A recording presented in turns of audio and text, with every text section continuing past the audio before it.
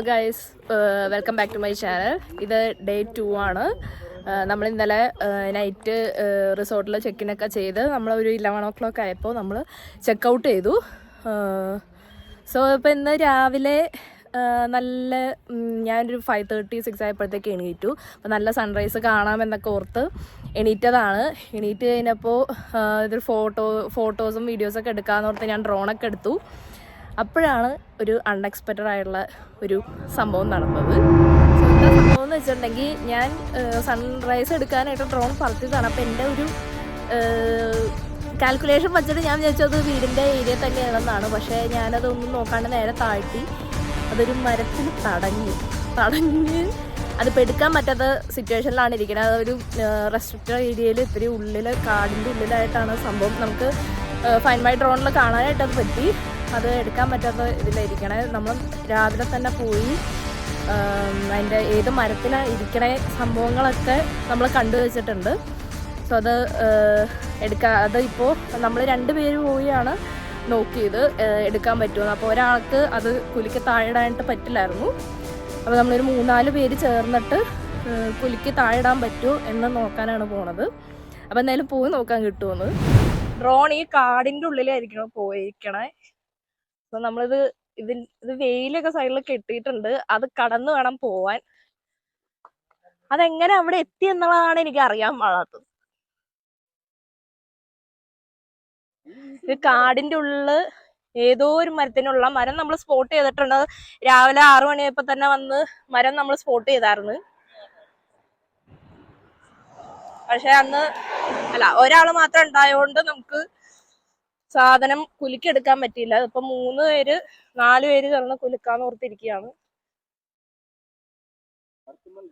മരത്തുമ്മൽ drone. ഇന്നലെ മഞ്ഞുമ്മൽ ഗേളായിരുന്നു ഞാൻ ഇന്നലെ.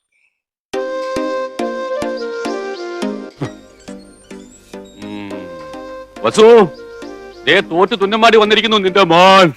അവനെന്തെങ്കിലും തിന്നാൻ കൊടുക്ക്. എന്തെങ്കിലും പോരാ, സ്വപ്പ കനമായിട്ട് തന്നെ വേണം. എന്നാ അമ്മിക്കലത്ത് ഒഴുകിക്കോ. അതും മതിയാവൂന്ന് തോന്നുന്നില്ല. പൊരിഞ്ഞ പോരാ.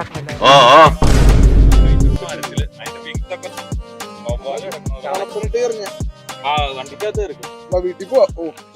24 hours later.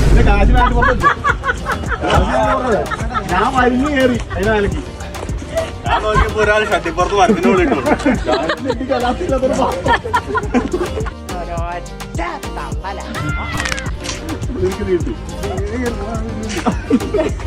ഒരു മരത്തേന്ന് അടുത്ത മരത്തെത്തിയാ ഇത് വർക്ക് ചെയ്യണമെന്നറിയത്തില്ല. പക്ഷെ കുഴപ്പമില്ല, കണ്ടിട്ട് കുഴപ്പമില്ല.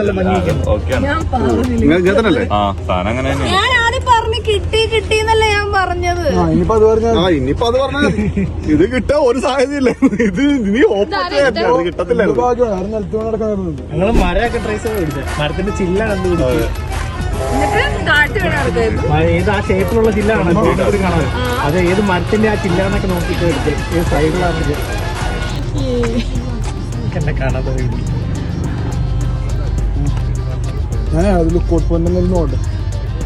ലുക്കൗണ്ട് ഇവിടെ തൊട്ടടുത്തുണ്ട് പറഞ്ഞു. അങ്ങനെ ഡ്രോൺ തപ്പാൻ പോയി. ഡ്രോൺ നമുക്ക് കിട്ടിയിട്ടുണ്ട്. പക്ഷെ എന്നോട് കിട്ടിയില്ല എന്ന് പറഞ്ഞ് ഇവര് ആദ്യം ഒന്ന് പറ്റിച്ചു. പക്ഷെ ഭയങ്കരമായിട്ട് ടെൻഷനായിരുന്നു സാധനം പോകുന്നിടത്ത്. ഇതിൻ്റെ DJ കെയർ എടുത്തുകൊണ്ട് എനിക്ക് ഒരു തവണയും കൂടെ റീപ്ലേസ്മെൻറ്റ് കിട്ടുമായിരുന്നു. ബട്ട് സ്റ്റിൽ നമുക്കത് പോയപ്പോൾ ഭയങ്കരമായിട്ട് വിഷമമായി. എന്തായാലും പക്ഷെ സാധനം കിട്ടി. സോ ഹാപ്പിയായി. അപ്പോൾ അത് കഴിഞ്ഞിട്ട് നമ്മളിപ്പോൾ ഇവിടെ ക്രേഗർ പ്രൊവിൻഷ്യൽ പാർക്കിലേക്ക് വന്നേക്കാണ്. അത് നമ്മുടെ ബ്ലൂ മൗണ്ടനിൽ നിന്ന് 10 minutes ഡ്രൈവ് ഉള്ളൂ, അടുത്ത് തന്നെയാണ്. അപ്പോൾ അവിടേക്ക് വന്നേക്കാണ്. ഇവിടുത്തെ ഒരു മെയിൻ അട്രാക്ഷൻ എന്ന് പറഞ്ഞു കഴിഞ്ഞാൽ നമുക്ക് ഇവിടെ ഫുഡ് കൊണ്ടുവന്നിട്ട് ഫുഡ് കഴിക്കാൻ പറ്റും. അതുപോലെ തന്നെ ഗ്രില്ല് സംഭവങ്ങളൊക്കെ ചെയ്യാനായിട്ട് പറ്റും.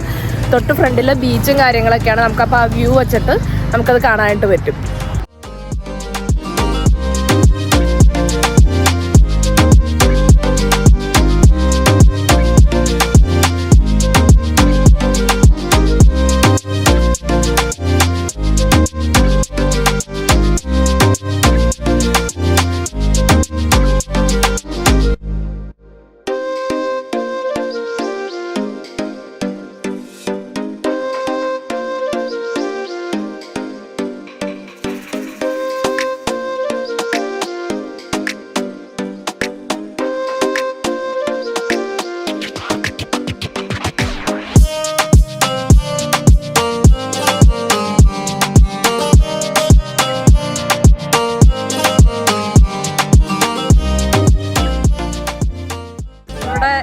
മത്സരമാണ്. ഓ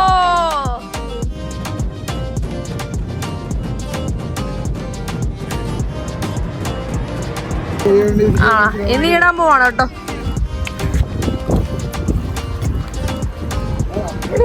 അത് ഒരെണ്ണം തെന്നി പിന്നെ അപ്പുറത്തെ പറമ്പിൽ 4 എണ്ണം. அது கிட்டி 10 வருஷமே என் கூட இருந்து நான் பண்றதெல்லாம் பார்த்துட்டு எங்கிட்டே கருணை கேக்குறியாடா? அசிங்கப்படுத்துற, இன்சல்ட் பண்ற. കുറച്ച് സംഖ്യ പറയല്ലേ? ആ ശരി.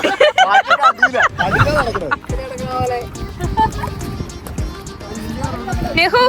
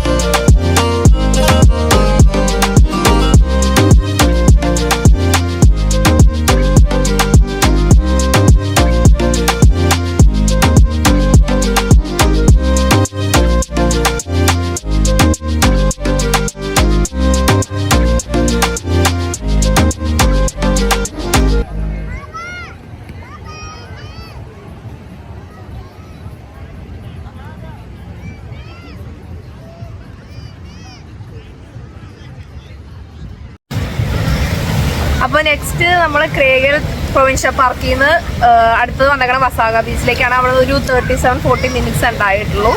അപ്പൊ ഇവിടെ വന്നു ഓൾമോസ്റ്റ് 6:30 ആയപ്പോഴത്തേക്കും വന്നു. നമ്മൾ പാർക്കിംഗ് ടിക്കറ്റ് ഒരു 2 hours-ന് $8 ആണ്. അപ്പോ $8 എടുത്ത് നമ്മളിവിടെ വന്നു. നല്ല തിരക്കാണ് ഇവിടെ, അത്യാവശ്യം നല്ല തിരക്കുണ്ട് സൺഡേ ആയതുകൊണ്ട്. പിന്നെ സൺസെറ്റ് ഒക്കെ കാണാമെന്ന് വിചാരിച്ചു.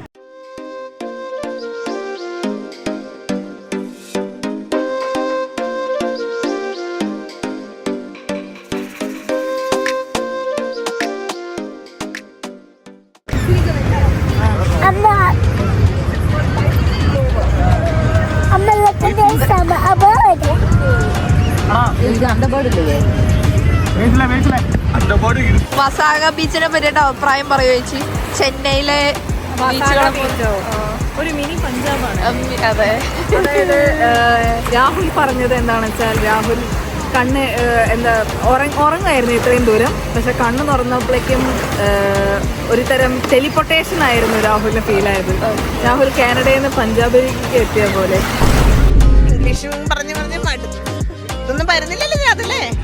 ഇത് കണ്ടിട്ട് ചെന്നൈയിലെ ബീച്ച് പോലെ തോന്നുന്നുണ്ടോ? ചെന്നൈയിലെ ബീച്ച് ഇതിലും ബെറ്റർ ആണ് തോന്നുന്നത്. ഇതിനേക്കാളും വലുതാണ്. അപ്പൊ അതുകൊണ്ട് നമുക്ക് അത് ബെറ്റർ ആയിട്ട് നമുക്ക് തോന്നുന്നു. അതല്ലാതെ പക്ഷെ കമ്പാരിറ്റീവ്ലി ഇന്നലെ നീറ്റായിട്ട് അവർ മെയിൻറ്റെയിൻ ചെയ്തിട്ടുണ്ട്. പറ. നല്ല ബീച്ചാ, എനിക്ക് ഇഷ്ടപ്പെട്ടു. ഹരിത അഭിപ്രായം പറയും ബീച്ചിനെ പറ്റി.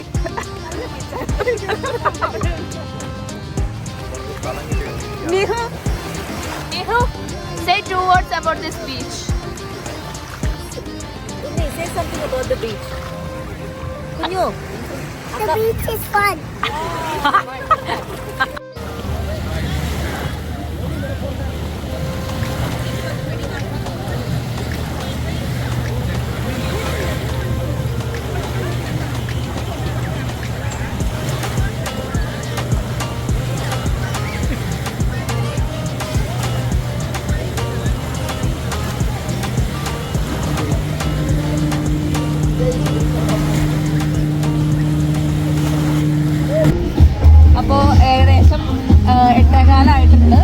അവിടെ 8 വരെയാണ് പാർക്കിംഗ് എടുത്തത്. പക്ഷെ അതുകൊണ്ട് നമുക്ക് നിൽക്കാൻ വലിയ സീനില്ല എന്ന് തോന്നുന്നു. അപ്പോൾ അതുകൊണ്ട് ഇവിടെ കുറേ സൈഡിൽ കുറേ ഷോപ്സ് കാര്യങ്ങളൊക്കെ ഉണ്ട്. അപ്പോൾ ജസ്റ്റ് കാണാമെന്ന് വിചാരിച്ചിറങ്ങിയതാണ്. ഇവിടെ ഫുൾ ഇങ്ങനെ മറ്റേ ഐസ്ക്രീം, കോഫി, അതുപോലെ ഡ്രസ്സ് അതൊക്കെ കിട്ടുന്ന ഷോപ്സാണ് ഇവിടെ കൂടുതലുള്ളത്. എല്ലാത്തിനും ഇരട്ടി വിലയാണ്. റെസ്റ്റോറൻറ്റ്സ് അടക്കം ഭയങ്കര റേറ്റും കാര്യങ്ങളാണ്. ജസ്റ്റ് കണ്ടുപോകാമെന്ന് മാത്രം.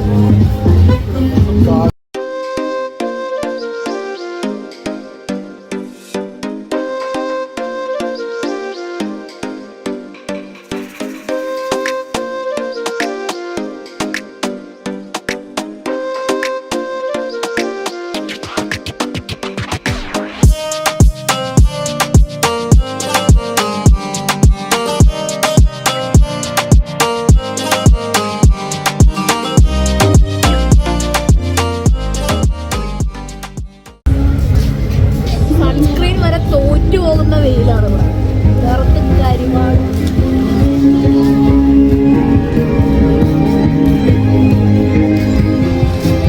എല്ലാവരും വിചാരിക്കും കാനഡയിൽ തണുപ്പ് മാത്രമേ ഉള്ളൂ.